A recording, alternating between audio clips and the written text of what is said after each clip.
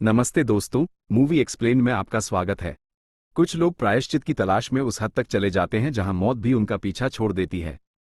Lost के चौथे भाग की 8वीं कहानी यानी मीट केविन जॉनसन पूरे शो के सबसे कड़वे, दर्दनाक और लंबे मोड़ों में से एक है।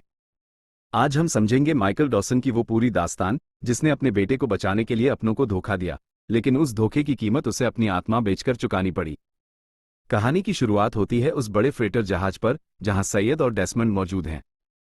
सैयद सीधे कप्तान के कमरे में जाता है और जहाज के डेक पर केविन जॉनसन के नाम से काम कर रहे बंदे को घसीटकर अंदर लाता है। सैयद गुस्से में कप्तान के सामने चिल्लाता है, ये बंदा केविन नहीं है, इसका असली नाम माइकल डॉसन है। यह वही इंसान है जिसने आइलैंड पर ओशियानिक 815 के अपने ही साथियों अना लूसिया और लिबी की पीठ में गोली मारकर हत्या कर दी थी। कप्तान हैरान होकर देखता है। जब सब उस पर दबाव डालते हैं तो माइकल का संयम टूट जाता है। वो सैयद को एकांत में ले जाता है और रोते हुए कहता है, तुम नहीं जानते सैयद, मैं यहां अपनी मर्जी से नहीं आया हूं। मैं यहां मरना चाहता था, लेकिन यह आइलैंड मुझे मरने नहीं दे रहा। यहां से शुरू होता है माइकल का दर्दनाक और लंबा फ्लैशबैक। आइलैंड से उस नाव में निकलने के बाद जब माइकल और उसका बेटा वॉल्ट न्यूयॉर्क पहुंचते हैं तो उनकी जिंदगी पूरी तरह बिखर जाती है। अना लूसिया और लिबी का खून माइकल की आत्मा को पल पल कोसने लगता है। वॉल्ट को जब सच्चाई का पता चलता है कि उसके पिता ने उन्हें छुड़ाने के लिए अपने ही दोस्तों की हत्या कर दी, तो वॉल्ट अपने पिता से नफरत करने लगता है। वॉल्ट चिल्लाकर कहता है, तुम वो इंसान नहीं हो जिसे मैं जानता था, और वॉल्ट अपने पिता को छोड़कर अपनी दादी के घर चला जाता है। वो माइकल से बात करना तक बंद कर देता है। पूरी तरह अकेला और टूट चुका माइकल खुदकुशी करने की कोशिश करता है। वो रात के अंधेरे में अपनी कार को पूरी स्पीड से एक कंटेनर ट्रक से टकरा देता है, लेकिन अजीब तरीके से वो एक खरोंच के बिना बच जाता है। फिर वो एक गंदे इलाके में जाकर एक गुंडे से बंदूक खरीदता है। वो अपने सिर पर बंदूक रखकर ट्रिगर दबाता है, लेकिन गन जाम हो जाती है। वो बार बार ट्रिगर दबाता है, पर गोली नहीं चलती। वो रोते हुए आसमान की तरफ चिल्लाता है, मुझे मरने क्यों नहीं दे रहे? तभी उसकी मुलाकात बेन लिनस के सबसे खास आदमी टॉम फ्रेंडली से होती है। टॉम उसे देखकर मुस्कुराता है और कहता है, तुम खुद को मार नहीं सकते माइकल। यह आइलैंड तुम्हें तब तक मरने नहीं देगा जब तक तुम्हारा मकसद पूरा न हो जाए। आइलैंड के पास तुम्हारे लिए एक काम है। टॉम माइकल को एक होटल के कमरे में ले जाता है और उसे एक सीक्रेट फाइल दिखाता है।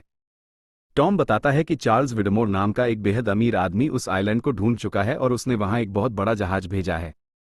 टॉम कहता है, उस जहाज पर भाड़े के खूंखार कमांडो मौजूद हैं। उनका मकसद आइलैंड को बचाना नहीं, बल्कि वहां मौजूद जैक, केट और तुम्हारे सभी पुराने दोस्तों का कत्लेआम करना है। अगर तुम अपने पापों का प्रायश्चित करना चाहते हो तो तुम्हें हमारी मदद करनी होगी। माइकल रोते हुए पूछता है, मैं क्या करूं? टॉम कहता है, तुम्हें केविन जॉनसन बनकर उस जहाज पर क्रू मेंबर की नौकरी करनी होगी और आइलैंड पहुंचने से पहले उस जहाज को अंदर से तबाह करना होगा। माइकल प्रायश्चित के लिए इस आत्मघाती रास्ते को चुन लेता है। वो केविन जॉनसन नाम से उस जहाज पर भर्ती हो जाता है। जहाज पर पहुंचने के बाद टॉम का दिया हुआ एक टाइम बम लेकर माइकल चुपके से इंजन रूम में जाता है। वो कांपते हाथों से बम का टाइमर सेट करता है और बटन दबाता है, लेकिन कोई धमाका नहीं होता। बम के अंदर से एक छोटा सा खिलौना और एक पर्ची बाहर निकलती है जिस पर लिखा होता है, नॉट येट, अभी नहीं। तभी जहाज के फोन पर बेन लिनस की कॉल आती है। बेन ठंडे लहजे में कहता है, हेलो माइकल, घबराओ मत। मैं उस जहाज को उड़ाकर बेकसूर लोगों की जान नहीं लेना चाहता था।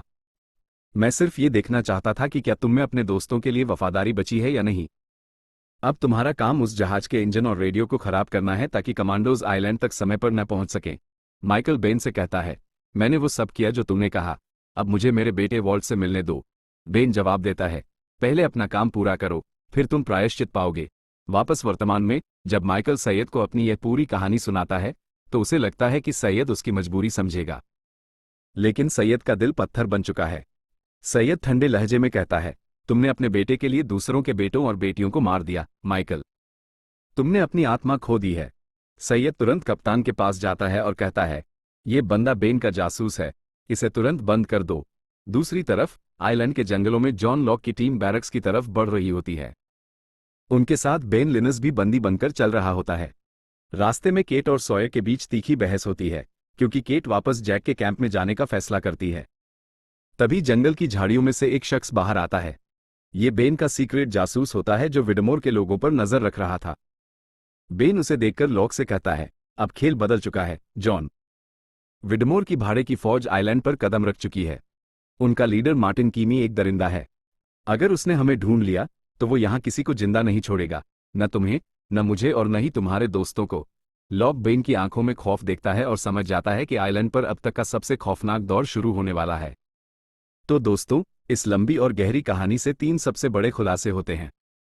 पहला ये कि आइलैंड किसी को तब तक मरने नहीं देता जब तक उसका काम पूरा न हो जाए। दूसरा ये कि माइकल अपने गुनाहों की आग में जल रहा था और अपने पुराने दोस्तों की जान बचाने के लिए बेन का जासूस बना। और तीसरा ये कि मार्टिन कीमी की अगुवाई में विडमोर की खूंखार फौज आइलैंड पर तबाही मचाने के लिए पूरी तरह तैयार है। आपको क्या लगता है, क्या माइकल अपने पुराने दोस्तों की जान बचाकर अपने पापों की सजा से मुक्त हो पाएगा? अपनी राय नीचे कमेंट में जरूर बताएं। अगर आपको यह विस्तृत विवरण पसंद आया हो तो वीडियो को लाइक करें, शेयर करें और हमारे चैनल मूवी एक्सप्लेन को सब्सक्राइब करना न भूलें। मिलते हैं अगली कहानी के साथ, तब तक के लिए धन्यवाद।